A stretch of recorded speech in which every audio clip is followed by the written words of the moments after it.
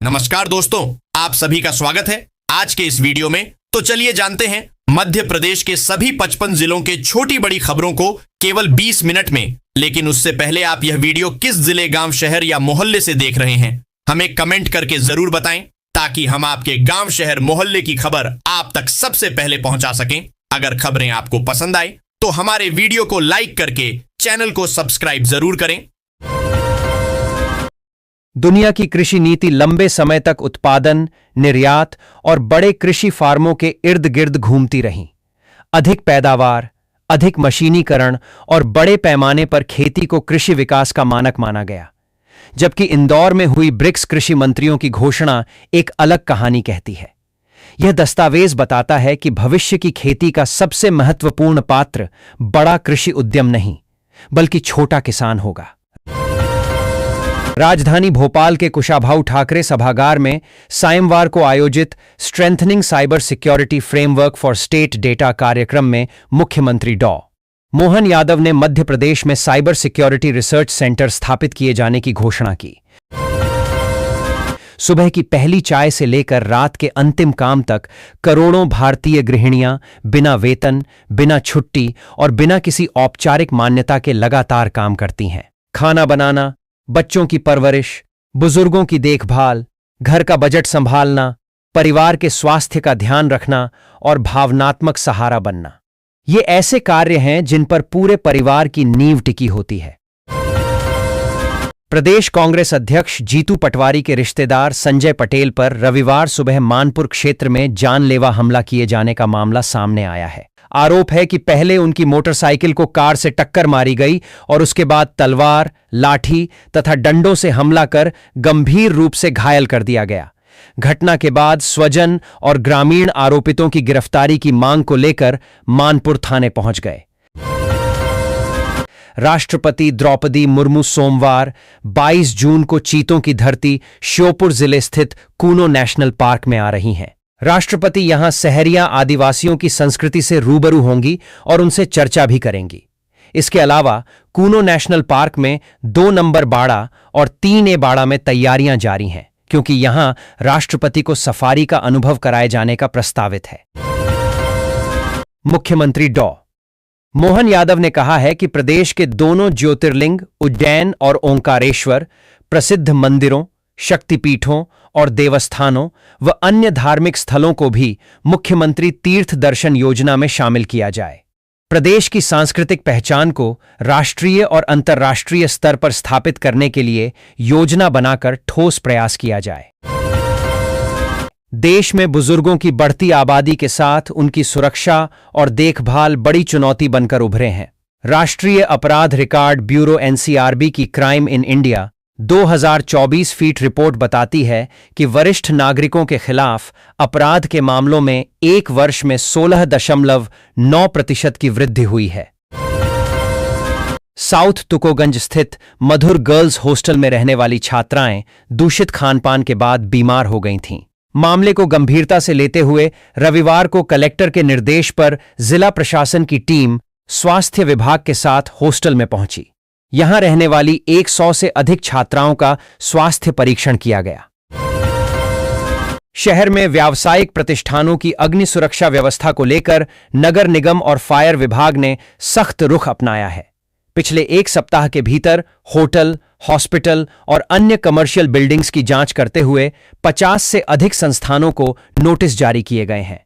कार्रवाई के बाद छोटे और मध्यम श्रेणी के होटल संचालकों में असमंजस की स्थिति बनी हुई है। एक तरफ जहां आसमान छूती कीमतों के कारण अब सोना अब आम आदमी से दूर होता जा रहा है, वहीं दूसरी तरफ यह अपराधियों और साइबर ठगों के लिए निवेश का सबसे पसंदीदा और सुरक्षित विकल्प बनकर उभरा है। अपराधियों की काली कमाई का गोल्डन खेल पुलिस को भी उलझा रहा है। अंतर्राष्ट्रीय योग दिवस से ठीक पहले बने गिनीज वर्ल्ड रिकॉर्ड ने ग्वालियर सहित पूरे देश में योग के लिए लोगों में उत्साह बढ़ा दिया है। आयुष मंत्रालय के ऑनलाइन कॉमन योग प्रोटोकॉल सत्र में देश भर से 4.35 लाख लोगों की भागीदारी के साथ नया रिकॉर्ड बनने के बाद अब 21 जून को होने वाले अंतर्राष्ट्रीय योग दिवस पर लोगों के स्वास्थ्य की परीक्षा होगी। मप्र रोड डेवलपमेंट कारपोरेशन एमपीआरडीसी प्रदेश में मौजूद अपने 15,000 किमी लंबे रोड नेटवर्क को और बेहतर करने की कवायद कर रहा है। State highway, major district road MDR के साथ ही पुलों के विकास, बेहतर रखरखाव के साथ ही ट्रैफिक संचालन को सुगम बनाने के लिए 9,000 किमी लंबी सड़कों का 3D सर्वे कराने की तैयारी की गई है। इसके लिए एशियन डेवलपमेंट बैंक से छठे चरण के अंतर्गत सड़कों की बेहतरी के लिए मिली राशि का उपयोग किया जाएगा। रॉयल निमाड़ ईगल्स ने मप्र लीग T20 टूर्नामेंट के हाई स्कोरिंग मुकाबले में उज्जैन फाल्कन्स को 27 रनों से करारी शिकस्त दी। पहले बल्लेबाजी करते हुए ईगल्स ने 20 ओवर में 3 विकेट पर 252 रन का विशाल स्कोर खड़ा किया। जवाब में उज्जैन फाल्कन्स टीम 8 विकेट पर 225 रन ही बना सकी। सब्जियों के बढ़ते दामों ने आम आदमी का बजट बिगाड़ दिया है। शहर में टमाटर के भाव अचानक 70 से 90 रुपये प्रति किलो तक पहुंच गए हैं। हरी सब्जियों में भी तेजी का दौर जारी है। इसके साथ ही अदरक और लहसुन 200 रुपये के करीब बिक रहे हैं। मध्य प्रदेश में प्री मानसून की गतिविधियां शुरू हो गई हैं। धूप के साथ ही बादल छा रहे हैं और कहीं कहीं हल्की बारिश भी हो रही है। दिन का तापमान भी पिछले 3 दिनों से 40 डिग्री के नीचे बना हुआ है। स्वयं को पुलिस अधिकारी बताकर नौकरी और मकान दिलाने का झांसा देने वाले एक शातिर ठग के खिलाफ संजीवनी नगर पुलिस ने धोखाधड़ी और आईटी एक्ट के तहत मामला दर्ज किया है। आरोपित ने सरकारी विभागों में प्रभावी होने का दावा कर कई लोगों से लाखों रुपए वसूले। जब लोगों को न नौकरी मिली और न मकान, तो उन्होंने पुलिस से शिकायत की। भक्तों के दिल में जितनी आस्था उज्जैन के महाकालेश्वर ज्योतिर्लिंग को लेकर है, उतनी ही यहां बहने वाली मोक्षदायिनी शिप्रा नदी को लेकर भी है। कान्ह नदी का पानी इसमें मिलने से शिप्रा लगातार दूषित होती रही। इससे यहां आने वाले भक्त भी नदी की हालत देख दुखी होते थे। लेकिन अब जल्द ही कान्ह नदी का पानी शिप्रा में मिलने की जगह पाइप के सहारे सीधे गंभीर डैम तक पहुंचेगा। धार्मिक आस्था के केंद्र चित्रकूट में मंदाकिनी नदी के तट पर स्थित आरोग्य धाम घाट इन दिनों श्रद्धालुओं के लिए हड्डी फ्रैक्चर धाम बन गया है। दीनदयाल शोध संस्थान द्वारा संचालित इस घाट पर सुरक्षा और रखरखाव में भारी लापरवाही बरती जा रही है। सीमेंट, कंक्रीट और पत्थर की सीढ़ियों पर जमी मोटी काई के कारण रोजाना दर्जनों श्रद्धालु फिसलकर गिर रहे हैं और हाथ पैर तुड़वा रहे हैं। नगरीय निकायों एवं त्रिस्तरीय पंचायतों के फोटोयुक्त मतदाता सूची के वार्षिक पुनरीक्षण कार्यक्रम में संशोधन किया गया है। 15 जून दावे आपत्ति लेने की आखिरी तारीख थी, लेकिन अब इसको 25 जून तक बढ़ा दिया गया है। वहीं अंतिम मतदाता सूची का सार्वजनिक प्रकाशन अब 27 जुलाई को होगा। शहर जिला कांग्रेस ने बिजली कंपनी द्वारा स्मार्ट मीटर लगाए जाने के खिलाफ सोमवार को रोशनी घर स्थित बिजली कंपनी के कार्यालय पर जोरदार प्रदर्शन किया। इस प्रदर्शन का नेतृत्व शहर जिला कांग्रेस अध्यक्ष सुरेंद्र यादव और कांग्रेस विधायक डॉ. सतीश सिकरवार ने किया। कांग्रेसी जुलूस की शक्ल में रोशनी घर पहुंचे और गेट पर तिरंगे झंडे लहराते हुए भाजपा सरकार और ऊर्जा मंत्री के खिलाफ नारेबाजी की। कांग्रेस ने स्मार्ट मीटर लगाने की योजना पर पूर्ण विराम लगाने की मांग की है। मध्य प्रदेश के इंदौर के चर्चित राजा रघुवंशी हत्याकांड मामले राजा रघुवंशी मर्डर केस में बड़ा अपडेट सामने आया है। जानकारी के लिए बता दें कि पहली बार सोनम मीडिया के सामने आई है। बता दें कि इस पूरे मामले में राजा के बड़े भाई विपिन रघुवंशी ने बड़े सवाल खड़े किए थे। बड़े भाई का आरोप था कि भाई राजा की हत्या में सशर्त जमानत पर छूटी आरोपी सोनम रघुवंशी कहीं नेपाल भाग गई है। स्कूली छात्रों को पढ़ा रहे 1.5 लाख शिक्षकों की काबिलियत जल्द ही कर्मचारी चयन मंडल परखने जा रहा है। टीईटी शिक्षक पात्रता परीक्षा कराने राजधानी भोपाल स्थित लोक शिक्षण संचालनालय की ओर से गाइड तैयार की जा रही है। इसके आधार पर शासन को प्रस्ताव भेजा गया है। बताया जा रहा है कि जल्द ही परीक्षा की तारीख तय कर ली जाएगी। मध्य प्रदेश में मानसून की एंट्री में अभी कुछ समय शेष है, लेकिन प्री मानसून एक्टिविटी लगातार तेज होती जा रही है। ऐसे में राजधानी भोपाल स्थित राज्य मौसम विभाग की ओर से सूबे के कई जिलों में बारिश का अलर्ट जारी किया गया है। वहीं भोपाल और ग्वालियर जिलों में आगामी 2 दिन अच्छी बारिश होने के आसार हैं। इस दौरान 50 से 60 किलोमीटर प्रति घंटे की रफ्तार से आंधी चलने की भी संभावना जताई जा रही है। एमपी में राज्यसभा की सीट खोने का गम कांग्रेसियों को सालों तक सालता रहेगा। जिन 3 सीटों पर चुनाव होने थे, उनमें से बीजेपी की 2 और कांग्रेस की 1 सीट थी। संख्या बल के लिहाज से दोनों दलों के आधिकारिक प्रत्याशियों की जीत तय थी। शुरू से ही कांग्रेस की सीट पर प्रदेश बीजेपी की नजर लगी थी और उसने बड़ा खेल खेला। ट्रेन, बस या फ्लाइट की टिकट एक ही प्लेटफॉर्म से बुक करने की सुविधा आज उपलब्ध है, लेकिन यात्रा के दौरान अलग अलग परिवहन साधनों के बीच तालमेल की कमी अब भी बड़ी चुनौती बनी हुई है। इसी समस्या को दूर करने के लिए देश में पहली बार ऐसी व्यापक multi modal transport integration guidelines तैयार की जा रही है, जिनका उद्देश्य पूरे परिवहन नेटवर्क को एक दूसरे से जोड़ना है।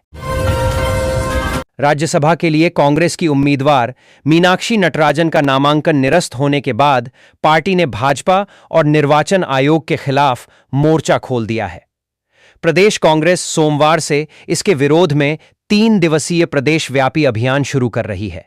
सोमवार यानी आज से युवा कांग्रेस कार्यकर्ता सभी जिलों में निर्वाचन आयोग के खिलाफ प्रदर्शन करेंगे और जिला भाजपा कार्यालयों का घेराव भी करेंगे।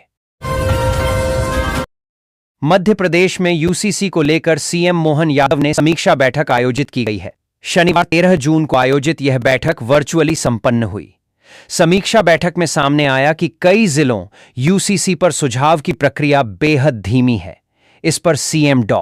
मोहन यादव ने संबंधित अधिकारियों को व्यापक स्तर पर सुझाव जुटाने के निर्देश दिए। किसानों को समय पर खाद सुचारू रूप से मिल सके, इसके लिए शासन ने ई विकास प्रणाली ई टोकन उर्वरक वितरण व्यवस्था शुरू की है। इसके अंतर्गत अब तक जिले के 31,000 से अधिक किसान खाद प्राप्त कर चुके हैं। जिन 1025 किसानों की फार्मर रजिस्ट्री एग्री स्टेक नहीं बनी थी, उनके प्रकरणों का भी निराकरण कर खाद उपलब्ध कराया है। मध्य प्रदेश के सरकारी स्कूल मंगलवार से खुलेंगे। इसके साथ ही नए शैक्षणिक सत्र की शुरुआत भी होगी। इसी दिन से प्रदेश भर में स्कूल चलें हम अभियान का दूसरा चरण भी प्रारंभ होगा, जो 30 जून तक चलेगा। इसके तहत सभी शासकीय विद्यालयों में चिन्हित बच्चों का शाला में नामांकन कराकर उनके अभिभावकों का स्कूल स्तर पर स्वागत किया जाएगा और उन्हें और विद्यार्थियों को स्कूल में प्रदान की जाने वाली सुविधाओं एवं शासकीय योजनाओं से अवगत कराया जाएगा। बाबा महाकाल के दर्शन के लिए आने वाले लाखों श्रद्धालुओं को अब एक और सेवा के लिए जेब ढीली करनी होगी। महाकाल लोक संचालित light and sound laser show को मंदिर प्रबंध समिति ने तत्काल प्रभाव से सशुल्क कर दिया है। अब इस 25 मिनट के शो को देखने के लिए प्रति व्यक्ति 100 रुपये देना होगा। 7 महीने तक निःशुल्क संचालन के बाद लागू हुए फैसले से भक्तों पर आर्थिक बोझ बढ़ा है। सपनों को साकार करने के लिए बड़े संसाधनों की नहीं, बल्कि बड़े हौसलों और अटूट मेहनत की जरूरत होती है। बालाघाट जिले की मैंगनीज नगरी उकवा के युवा नरेंद्र बघेल ने इस बात को सच साबित कर दिखाया है। मध्य प्रदेश सहायक प्राध्यापक भर्ती परीक्षा में भूगोल विषय से पूरे प्रदेश में 4था स्थान प्राप्त कर उन्होंने न केवल अपने परिवार बल्कि पूरे बालाघाट जिले को गौरवान्वित किया है। वेटरनरी डिप्लोमा कॉलेजों में प्रवेश लेने के विद्यार्थियों के लिए राहत भरी खबर है। इस वर्ष प्रवेश परीक्षा का आयोजन 10 जुलाई 2026 को किया जाएगा। प्रदेश में हर साल प्रवेश प्रक्रिया में होने वाली देरी और उसके कारण शैक्षणिक सत्र प्रभावित होने की समस्या को देखते हुए इस बार परीक्षा का कार्यक्रम पहले ही तय कर दिया गया है। इसका उद्देश्य समय पर प्रवेश प्रक्रिया पूरी कर नए शैक्षणिक सत्र की नियमित शुरुआत सुनिश्चित करना है। जीवाजी विश्वविद्यालय से संबद्ध शासकीय और अशासकीय बीएड महाविद्यालयों के लिए बीएससी बीएड द्वितीय, चतुर्थ एवं षष्ठम सेमेस्टर जून 2026 परीक्षा के आंतरिक अंकों को ऑनलाइन अपलोड करने का आज अंतिम अवसर है। विश्वविद्यालय के गोपनीय मेडिकल विभाग ने सभी प्राचार्यों को निर्देश दिए हैं कि एमपी ऑनलाइन पोर्टल पर प्रत्येक परीक्षार्थी के आंतरिक अंक अथवा अनुपस्थित की स्थिति अनिवार्य रूप से दर्ज करें। खजराना थाना क्षेत्र में रहने वाली एक कॉलेज छात्रा से ऑनलाइन पानी की बोतल बुलवाने पर करीब 3 लाख रुपए की ठगी हो गई। छात्रा ने इंस्टामार्ट से पानी की बोतल ऑर्डर की थी। इसके कुछ समय बाद एक व्यक्ति का फोन आया। शहर के वार्ड क्रमांक 16 स्थित महावीर नगर में दूषित पानी की शिकायतों को लेकर रहवासियों में नाराजगी बढ़ गई है।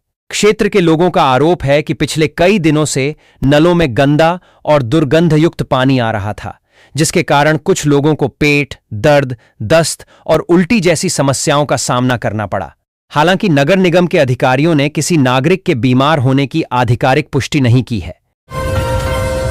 सीएम डॉ मोहन यादव की अध्यक्षता में हुई कैबिनेट की बैठक में कई अहम प्रस्तावों पर मुहर लगी, जिसमें सरकारी कर्मचारियों और अधिकारियों के ट्रांसफर की तारीख 1 दिन के लिए बढ़ाई गई है, यानी आज रात 12 बजे तक ट्रांसफर आदेश जारी किए जा सकेंगे। पहले सरकार द्वारा इसकी आखिरी तारीख 15 जून तक रखी गई थी। अंतर्राष्ट्रीय योग दिवस पर 21 जून को प्रदेश में सामूहिक योग कार्यक्रम आयोजित किए जाएंगे। जबलपुर में आयोजित कार्यक्रम में राष्ट्रपति द्रौपदी मुर्मू शामिल होंगी। प्रधानमंत्री नरेंद्र मोदी के प्रयासों से संयुक्त राष्ट्र ने अंतर्राष्ट्रीय योग दिवस को मान्यता दी।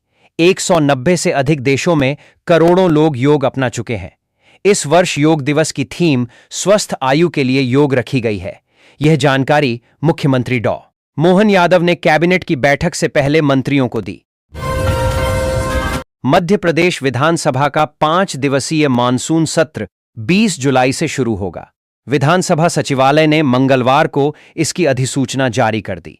इसमें वर्ष 2026-27 का प्रथम अनुपूरक बजट के साथ 6 श्रम कानूनों को एक करने, सिंहस्थ मेला अधिनियम, कोचिंग प्रबंधन, कॉलोनाइजर एक्ट सहित अन्य संशोधन विधेयक प्रस्तुत किए जा सकते हैं।